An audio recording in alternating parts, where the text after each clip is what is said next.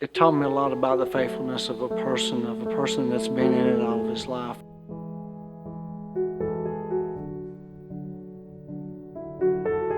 A person that it come from his father, just as I was raised that way, but that you see his faithfulness to the church, to his friends, to the people of the church, and it didn't matter the makeup of the person.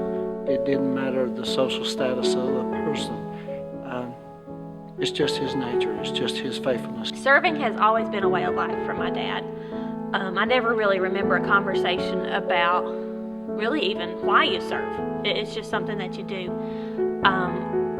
We were always taught anytime there was something going on at the church that people needed help with, any kind of ministry going on, we just jumped right in. I can't tell you how many times I have gone to the church with him to change out a light ballast.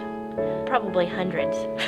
I doubt we even have that many lights at the old church, but anytime something at the church broke, Dad went and fixed it. Working in the PA booth, a lot of the cassette tapes that we have on record now of my papa preaching are because Dad and guys like him spent time recording them.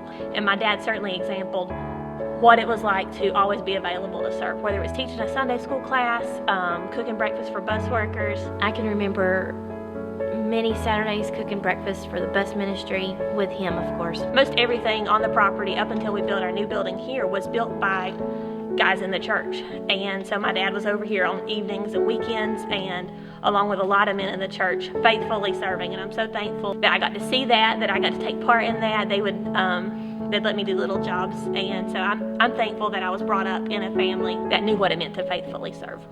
We had been friends about 5 years or so, and you learn a lot about the faithfulness of a friend, a true friend, when they're there in the good times of life.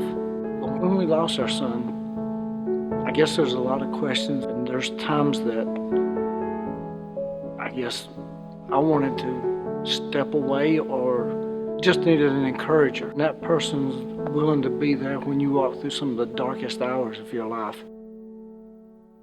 There are a lot of times growing up that Dad would always be at somebody's house helping them do something, whether he was helping them wire their house or cut firewood for elderly gentlemen, or I think even the night that I got saved, he was at a friend's house helping him do something at his house, and so he came back and he led me to Christ that night after being at somebody's house serving.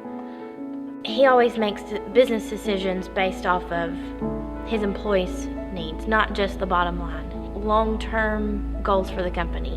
He wants what's best for his employees and their families. And I always give him a hard time. That's not always how I would do it, but that it really, really makes a difference to him that he's worried more about taking care of others than he is about himself. I always found that Doug was that person I could talk to that would always make me see the right side, would always be there to encourage us, would always be there to be that friend to us. I hope more than anything that I can be like him in always being willing to serve others, always being willing to jump into something in the ministry and fill a gap. To have the love of Jesus and to serve others continuously, faithfully.